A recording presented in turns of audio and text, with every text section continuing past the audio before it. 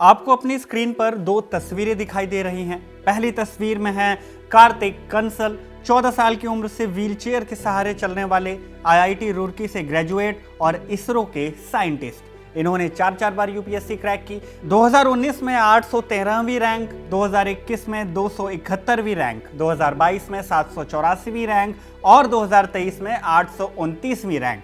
Persons with benchmark disabilities माने पीडब्ल्यूबीडी की 1 टाइप कैटेगरी से आने वाले कार्तिक ने 4 बार यूपीएससी क्रैक की। बावजूद इसके कार्तिक को आईएएस पोस्ट नहीं मिली। कभी कोटे में जगह न होने का हवाला दिया गया तो कभी ये कहा गया कि कार्तिक की बीमारी कोटे में आती ही नहीं है। अब आते हैं अपनी दूसरी तस्वीर पर। यह हैं आईएएस प्रियांशु खाटी। इन्होंने भी 2 बार यूपीएससी क्रैक की। पहली दफा साल 2019 में कार्तिक के साथ ही। तब प्रियांशु की रैंक थी ऑल इंडिया 685। इस बार प्रियांशु ने पीडब्ल्यूबीडी 5 टाइप की कैटेगरी से अप्लाई किया था। दूसरी बार साल 2021 में भी प्रियांशु ने यूपीएससी क्रैक की। इस बार प्रियांशु ने पीडब्ल्यूबीडी 1 टाइप की कैटेगरी से अटेम्प्ट दिया और 245वीं रैंक हासिल की। इसके बाद प्रियांशु बन गए आईएएस अफसर। दिव्यांगता के कोटे बदले जाने को यूपीएससी से तो एनओसी मिल गई, लेकिन सोशल मीडिया यूजर्स ने प्रियांशु की नियुक्ति को स्वीकार नहीं किया। उन्होंने सवाल उठाए कि अपने पैरों पर खड़े प्रियांशु, जो दिखने में कहीं से भी दिव्यांग नहीं लग रहे, जो कभी दोस्तों के साथ घूमते, पहाड़ी पर चढ़ते और पानी की सैर करते दिख रहे हैं, उन्होंने कहीं कोटे का गलत इस्तेमाल तो नहीं किया। सवाल पूछा गया कि अगर प्रियांशु को आईएएस बनने का मौका मिल गया तो कार्तिक जैसे कई यूपीएससी पास करने वालों को यह मौका क्यों नहीं दिया जाता? क्या है यूपीएससी के दिव्यांगता के अलग अलग कैटेगरी की कहानी और क्या है प्रियांशु खाटी को लेकर सोशल मीडिया पर उठ रहा विवाद? इस वीडियो में इन सारे सवालों के जवाब तलाशेंगे। नमस्ते, मेरा नाम शुभम है और आप देख रहे हैं खबरगांव।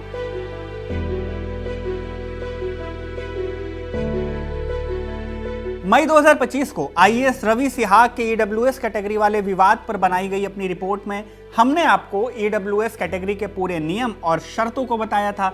यह भी बताया था कि कैसे इस कैटेगरी के कंडीशंस का लूप होल निकालकर लोग इसका मिसयूज करते हैं। उसी महीने पूजा खेड़कर पर की गई अपनी रिपोर्ट में हमने आपको ओबीसी नॉन क्रीमिलियर कैटेगरी के मिसयूज के बारे में भी डिटेल में बताया था। दोनों ही वीडियो के लिंक आपको डिस्क्रिप्शन में मिल जाएंगे, आप जाकर वो वीडियो देख सकते हैं। लेकिन जिन पूजा खेड़कर का हमने जिक्र किया उन पर ओबीसी के साथ ही दिव्यांगता के कोटे का भी गलत तरीके से इस्तेमाल करने का आरोप है और यही वो अगली कैटेगरी है जिसके तहत आईएएस पोस्ट लेने वाले कई अफसरों पर आरोप लगता है कि उन्होंने इस कोटे का गलत इस्तेमाल किया, फर्जी सर्टिफिकेट्स के बदौलत कैटेगरी में आए और जो व्यक्ति इन कोटे के असली हकदार थे, ना केवल उनका हक मारा गया बल्कि यूपीएससी और डीओपीटी के साथ भी धोखा किया गया। समय समय पर ये आरोप कई लोगों पर लगे। मसलन 2010 बैच के पूर्व आईएएस अभिषेक सिंह, 2020 बैच के आईएएस प्रफुल्ल देसाई और पूर्व आईएएस पूजा खेड़कर। इन सब की सोशल मीडिया पर खूब स्क्रूटनी हुई और लोगों ने सवाल उठाए कि जो लोग देखने और चलने फिरने, यहां तक कि घुड़सवारी से लेकर साइकिल तक ठीक ठाक चला रहे हैं, भला उन्हें कैसी दिव्यांगता? ऐसी ही स्क्रूटनी जुलाई 2024 से हो रही है आईएएस प्रियांशु खाटी की। मूलतः उत्तराखंड के रहने वाले प्रियांशु ने 2019 और 2021 में 2 बार यूपीएससी क्रैक की। पहली बार उन्होंने दिव्यांगता की पीडब्ल्यूबीडी 5 कैटेगरी से अप्लाई किया और दूसरी बार कैटेगरी बदलकर पीडब्ल्यूबीडी 1 हो गई। इन दोनों में क्या है उस पर भी आएंगे। बहरहाल मैकेनिकल इंजीनियरिंग के बाद यूपीएससी पास करने वाले प्रियांशु हिमाचल प्रदेश काडर के आईएएस हैं, 2022 से सर्विस में हैं और फिलहाल चंबा में सब डिविजनल मजिस्ट्रेट के पद पर हैं। कई सोशल मीडिया यूजर्स ने सवाल उठाया कि जो व्यक्ति नाच गा सकता है, जो व्यक्ति अपने पैरों पर चल फिर सकता है, पहाड़ों पर घूमता है, बिल्कुल स्वस्थ लगता है, वो कैसे दिव्यांगता की कैटेगरी में आ जाता है और आईएएस की पोस्ट भी हासिल कर लेता है? हालांकि प्रियांशु खाटी के सर्टिफिकेट कितने सही हैं इस पर उनका कोई भी सार्वजनिक तौर पर उपलब्ध बयान नहीं है। हमने भी उनका पक्ष जानने के लिए 14 जनवरी को उनके सरकारी नंबर सीयूजी नंबर पर कॉल किया। कॉल का रिस्पांस नहीं आया तो टेक्स्ट मैसेज भी किया, यहां तक कि इंस्टाग्राम पर भी उनको मैसेज किया। इस वीडियो के शूट होने तक हमें उनका कोई भी जवाब नहीं मिला, लेकिन जब उनका पक्ष हमारे सामने आएगा हम उसकी चर्चा भी जरूर करेंगे। लेकिन फिलहाल आते हैं अपने सवाल पर कि दिव्यांगता की ये अलग अलग कैटेगरी है क्या और ऐसा कौन सा लूप होल है जिसका इस्तेमाल कर असल जरूरतमंदों का हक मार लिया जाता है।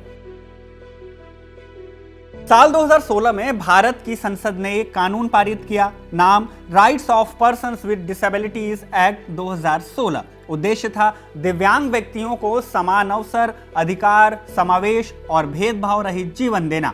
जून 2017 से यह कानून लागू भी हो गया। इससे पहले देश में पर्सन्स विद डिसेबिलिटीज एक्ट 1995 लागू था। इस नए कानून ने उसकी जगह ली। तब से भारत के सभी राज्य और केंद्र शासित प्रदेशों में यह कानून लागू है। मतलब कि नौकरी चाहे केंद्र सरकार की हो या राज्य सरकार की, हर जगह ये लागू होगा। कानून के तहत तय किया गया कि हर सरकारी भर्ती में कम से कम 4% पर्सन्स विद बेंचमार्क डिसेबिलिटीज माने पीडब्ल्यूबीडी के लिए आरक्षित होना चाहिए। ये 4% हॉरिजॉन्टल रिजर्वेशन होता है, यानी हर वर्ग में, चाहे जनरल हो, ओबीसी हो, एससी हो या एसटी हो या फिर ईडब्ल्यूएस, इन सब के अंदर ये अलग से लागू होगा। इसी कानून में डिसेबिलिटीज को कुल 5 भागों में यानी 5 टाइप में बांटा गया। पीडब्ल्यूबीडी टाइप 1 में आती है ब्लाइंडनेस और लो विजन की समस्याएं। इसके 2 सब कैटेगरीज होते हैं। पहला ब्लाइंड यानी बी यानी जिन्हें बिल्कुल नहीं दिखता हो। दूसरा है लो विजन यानी एलवी यानी जिन्हें बहुत कम दिखता है, चश्मे से भी पूरी तरह ठीक नहीं होता हो। पीडब्ल्यूबीडी टाइप 2 में आती है deaf and hard of hearing की समस्याएं, जिनमें पहला है फुली डेफ यानी एफडी यानी बिल्कुल भी सुन ना सकते हो। दूसरा है हार्ड ऑफ हियरिंग यानी एचएच यानी कि कम सुनाई देता हो। पीडब्ल्यूबीडी टाइप 3 में आती है लोकोमोटर डिसेबिलिटीज की समस्याएं। ये सबसे बड़ी और विस्तृत कैटेगरी है। समझने की आसानी के लिए इसे 2 सब कैटेगरीज में बांटा जा सकता है। पहला है हाथ पैर से जुड़ी समस्याएं, जिनमें बीएल यानी कि बोथ लेग्स अफेक्टेड, बीए यानी कि बोथ आर्म्स अफेक्टेड, ओएल यानी कि 1 लेग अफेक्टेड, ओए यानी 1 आर्म अफेक्टेड, बीएच यानी कि स्टिफ बैक एंड हिप्स माने बैठ या झुक नहीं पाना, बीएलए यानी कि both legs and both arms affected, OLA यानी 1 लेग एंड 1 आर्म अफेक्टेड। इन तरह की सारी स्थितियां इस कैटेगरी में आती हैं। वहीं दूसरी सब कैटेगरी बीमारी या चोट से होती है, जिनमें CP यानी सेरेब्रल पाल्सी, LC यानी लेप्रोजी यानी कुष्ठ रोग क्योर्ड मतलब कि अब इनका इलाज हो चुका हो, DW यानी कि ड्वार्फिज्म यानी बौनापन, AW यानी एसिड अटैक विक्टिम्स, MDY यानी कि मस्कुलर डिस्ट्रोफिया जो कि एक जेनेटिक बीमारी है। पीडब्ल्यूबीडी टाइप 4 कैटेगरी में आती है autism, intellectual disability, specific learning disability और मेंटल इलनेस की समस्याएं। ये भी 4 तरह की होती हैं। ASD यानी ऑटिज्म माने दिमाग का विकास थोड़ा अलग तरीके से होना, ID यानी कि इंटेलेक्चुअल डिसेबिलिटी यानी बौद्धिक अक्षमता का होना, SLD यानी स्पेसिफिक लर्निंग डिसेबिलिटी जैसे कि डायलेक्सिया हो गई, MI यानी कि मेंटल इलनेस। अब आते हैं पीडब्ल्यूबीडी टाइप 5 के कैटेगरी में, जहां मल्टीपल डिसेबिलिटीज होती हैं, यानी एक व्यक्ति को एक से ज्यादा दिव्यांगता की समस्याएं। इसमें वो लोग आते हैं जिनमें ऊपर बताई गई 2 या 2 से ज्यादा दिव्यांगताएं एक साथ हों, जैसे बहरापन और अंधापन दोनों, हाथ पैर की समस्या के साथ मानसिक समस्या का भी हो जाना। अब आते हैं अपने अगले सवाल पे कि धांधली आखिर इसमें होती कैसे है। पूजा खेड़कर और प्रियांशु खाटी ने दोनों ने ही पीडब्ल्यूबीडी टाइप 5 कैटेगरी से अप्लाई किया था और सर्टिफिकेट्स के भरोसे दिखाया था कि उन्हें एक से ज्यादा दिव्यांगताएं हैं। हालांकि दूसरी बार जब प्रियांशु ने यूपीएससी क्रैक की तो वहां उन्होंने पीडब्ल्यूबीडी टाइप 1 कोटे से अप्लाई किया, यानी ये बताया कि उनकी एक दिव्यांगता ठीक हो गई लेकिन उनकी आंख की रोशनी बेहद कम है। हालांकि इसके बावजूद जब उनकी बिना चश्मे की चलने फिरने, पढ़ने, बोलने और तो और पहाड़ों पर घूमने की तस्वीरें सामने आई तो लोगों ने कई सवाल उठाए।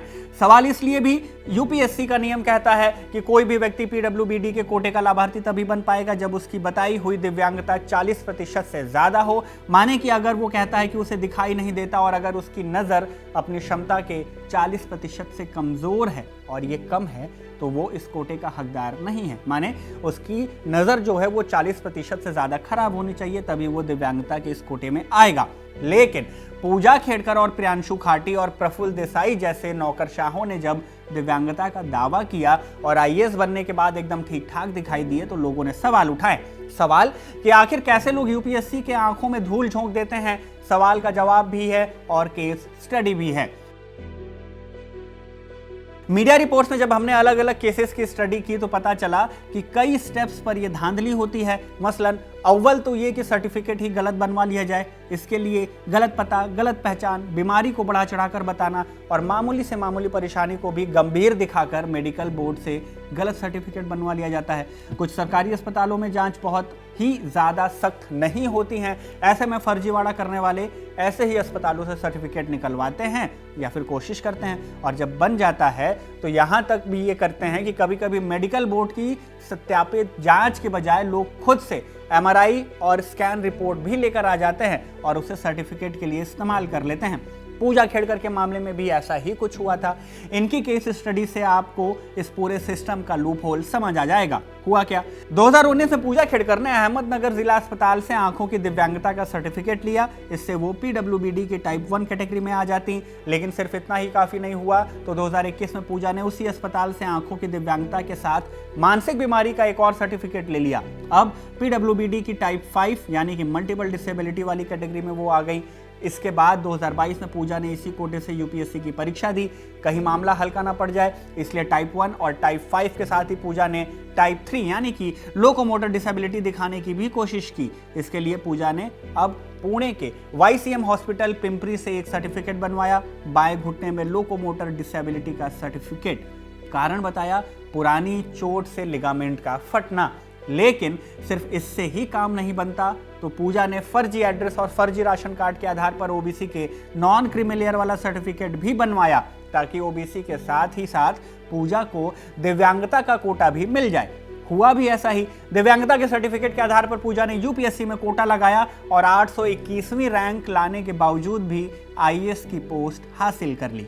इस कोटे के आधार पर कैंडिडेट्स को ना सिर्फ रैंक ज्यादा होने पर आसानी से IAS की काडर या पोस्ट मिल जाती है, बल्कि उनके लिए अटेम्प्ट्स और एज लिमिट भी बढ़ा दिए जाते हैं। यहाँ एक सवाल ये भी उठता है कि क्या UPSC इन सर्टिफिकेट्स की जांच नहीं करता है क्या?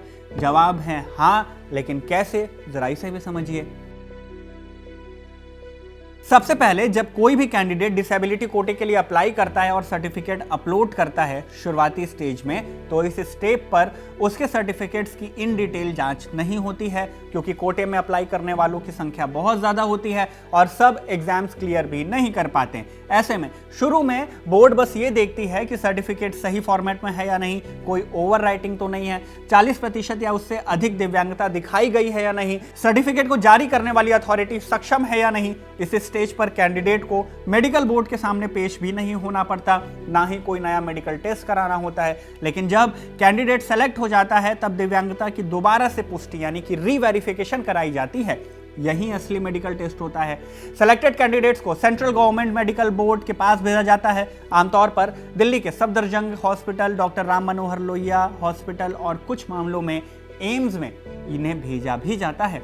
यही अस्पताल क्यों चुने जाते हैं? इसलिए क्योंकि ये सभी DGHS यानी कि director general of health services के अधीन केंद्र सरकार के अस्पताल हैं। सेलेक्टेड कैंडिडेट्स को UPSC या DOPT की ओर से लिखित निर्देश मिलता है कि आपको फला अस्पताल के मेडिकल बोर्ड के सामने उपस्थित होना है। यहाँ उनका मेडिकल टेस्ट किया जाता है। यही एक मेडिकल बोर्ड का गठन होता है, जिसमें 3 से 5 सरकारी विशेषज्ञ डॉक्टर होते हैं, जो कि संबंधित दिव्यांगता के विशेषज्ञ होते हैं। इस दौरान कैंडिडेट को पुराने सर्टिफिकेट की भी जांच करानी होती है, साथ ही उनका दोबारा से टेस्ट होता है। यहाँ डॉक्टर खुद जांच करते हैं, सिर्फ पुराने कागज पर भरोसा नहीं करते।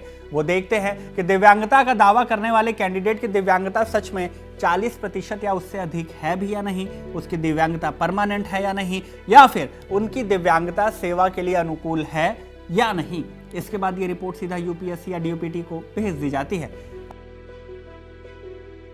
अब कार्तिक कंसल को क्यों नहीं IAS मिला, इसका जवाब भी इसी में है जो हमने बताया।